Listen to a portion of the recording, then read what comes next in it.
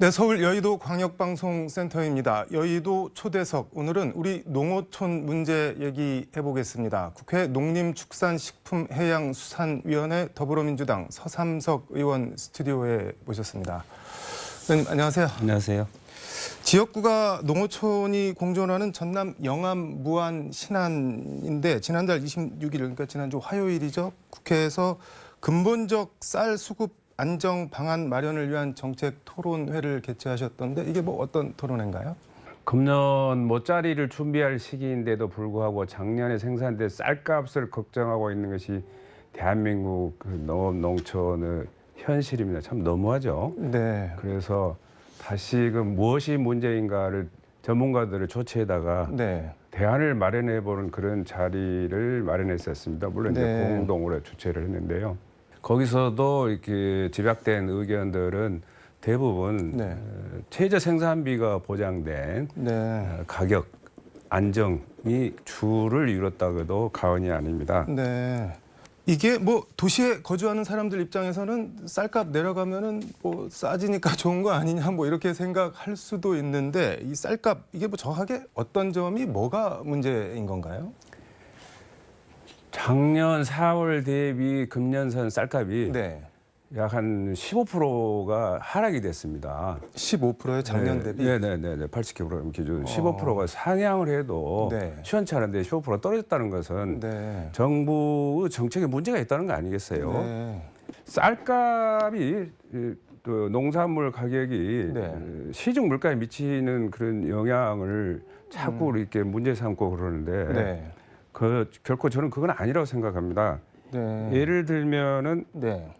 가게에서 1,000원의 그 소비를 지출했을 때 네. 농산물 구입비는 100원도 아닌 80원입니다. 네. 1,000원에서 80원. 그리고 공업 제품은 348원. 네. 서비스 제품에 소요되는 재원이 533원입니다. 네. 농수축산물이 차지하는 비중은 7분의 1도 안 됩니다. 네. 그런데 매번 이렇게 농산물 가격이 올라가면은 시중 물가에 영향을 미친다라는 그런 재정 당국의 통행에는 저는 신뢰할 수 없다고 생각합니다. 저는 전혀 영향을 미치지 네. 않기 때문에 네. 생산비 보장이 반드시 되는 그런 가격 안정을 정부가 법적으로 저는 제도화해서 추진해야 된다는 그런 생각을 갖고 있습니다. 뭔가 숫자랑 통계를 많이 갖고 오셨는데 잔뜩 갖고 오셨는데 이게 뭐 그래서 어떻게 해야 된다고 뭐 토론회에서는 어떤 제언이나 뭐 대안 같은 게 논의가 됐나요? 흉년이든 풍년이든 가격의 변동 그 기폭은 네. 상당히 심해가지고 네. 오롯이 그 생산자들한테만 손해를 끼치는 경우가 매년 되풀이되고 반복이 되고 있습니다. 네. 가격이 등락폭이 심한 것도 문제지만 네. 쌀 생산량을 예측하는 그 시스템이 네. 2008년도에는 농림부에 있었는데 네. 그게 통계청으로 이관이 됐습니다. 네. 그래서 전문성 있는 통계 수치가 확보되지 못한 데서 오는 수급 불균형도 네. 초래됐다라는 그런 그 지적을 제가 상임위를 통해서 수차례 해왔거든요. 네. 그래서 지금이라도 2008년 이전으로 돌아가서 농림부로 통계청이 갖고 있는 그 통계 업무를 전문성 있는 농림부로 재이관을 해달라. 네. 그렇게 요청을 했고 또 관련된 그 법안도 제가 지금 이렇게 발의를 지금 해놓은 상태입니다. 그리고 쌀 생산량의 수요량을 3% 이상 초과하거나 네. 전년도 가격 대비 5% 이상 이렇게 떨어졌을 때는 네. 정부가 시장 격리를 할 수 있다라는 그런 그 관련 규정이 있어요. 시장 격리는 뭘 어떻게 하는 건지 좀 쉽게 설명을 해주시죠. 정부가 매입하는 거죠. 네네. 가격 안정을 깨기 네, 위해서. 네. 근데 이렇게 할 수도 있다라는 그런 그 규정이 네. 의무나 강제 규정이 아니어서 네. 제가 이렇게 시장 격리를 해야 한다라고 이렇게 법을 좀 바꾸는 그런 법안을 제가 좀 발의해 놓은 상태입니다. 그게 아마 지금 이 양곡관리법 말씀하신 개정안이 재개정이 되면 네. 이런 되풀이되는 가격 등락폭이 좀 이렇게 정상화, 네. 안정화돼서 농민들에게 소득을 좀 이렇게 보전시키는 그런 계기가 네. 되지 않을까 그런 기대를 갖고 네. 법안이 통과될 수 있도록 최선을 다하도록 하겠습니다. 이게 말씀하신 대로 뭔가 좀 제도적이고 구조적인 해결책이 있어야 될 것 같은데 그 양곡관리법 개정안 대표 발의하셨다고 했는데 또 뭐 다른 어떤 제도적 대안 같은 게 있을까요? 양곡관리법을 개정을 통해서 가격 안정화도 깨야 되겠지만 네.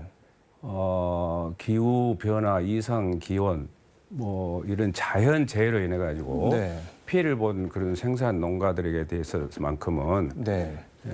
이게 무슨 그 생산자들의 잘못이 아니기 때문에 네. 국가가 그 피해에 대해서는 보장을 해줘야 된다. 그런 차원에서 제가 그 작년도 6월에 네. 관련법인 농업재해대책법 개정안을 이미 발의를 지금 해놨습니다. 네.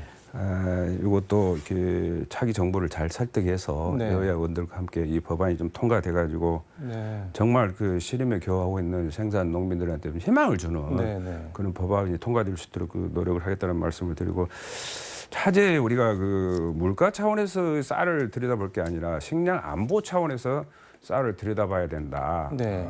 지금 서둘러도 저는 그 늦은 감이 없지 않다고 보는데 이런 측면을 보면은 오히려 생산하는 농가들보다는 이걸 그 관리해야 할 그런 위치에 있는 그런 지방 정부나 중앙 정부 그 인식이 네. 쌀에 대한 인식이 저는 그 좀 속히 좀 이렇게 변화를 좀 가져와야 된다. 전환이 좀 있어야 된다 네. 하는 것을 제가 강조하고 싶습니다.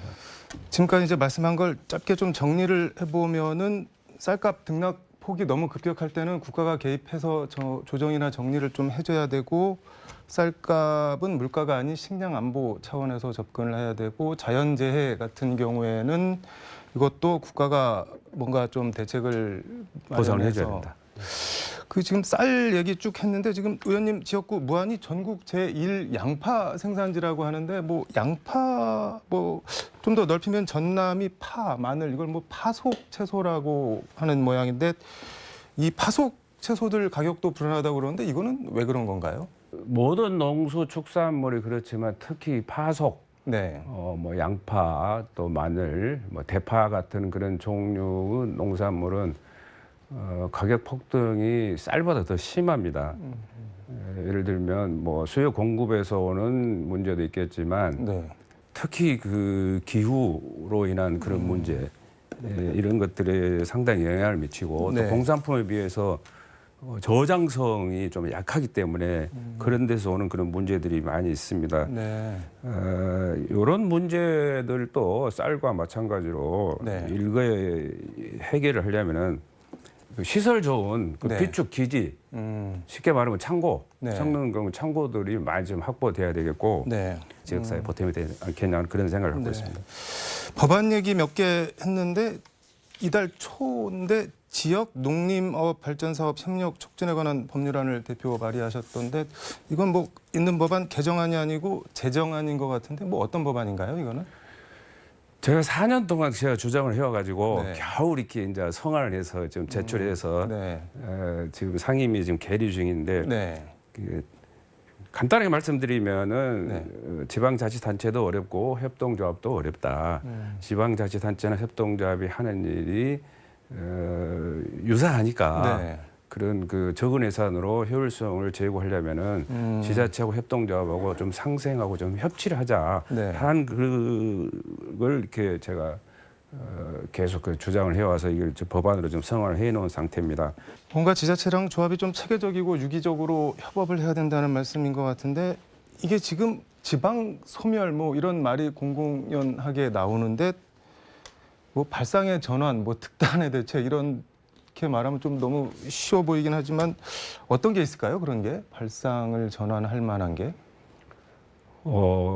인구 소멸, 지역 소멸과 그 연장선상에서 들여다봐야 그런 문제인데요. 네. 그러다 보니까 가뜩이나 여건과 환경이 불비되어 있는 상태에서 네. 상대적으로 고령화되어 있고 출생은 낮아지고 또 해외 인력 수급도 이렇게 원활치 않다 보니까 네. 인건비가 대폭 상승하는 그런 문제가 최근에 코로나19 발생 후에 아주 그 비중 있게 지금 대등이 됐습니다. 네.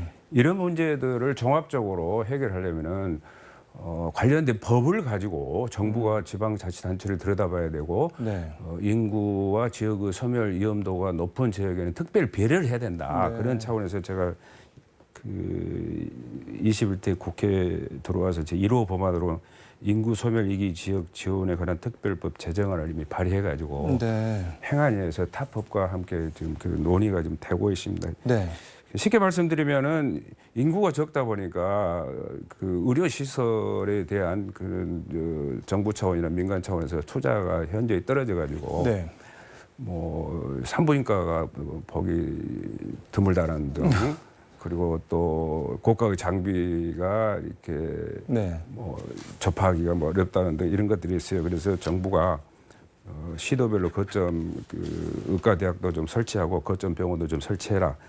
그리고 학교 신설 문제, 또 어려운 그런 교육 재정 지원의 문제, 그리고 뭐 특별 회계나 기금을 설치해 가지고 농어촌에 종합적으로 국가가 지원해야 된다라는 것이 이 법이 담고 있는 네. 그 주요 내용들입니다.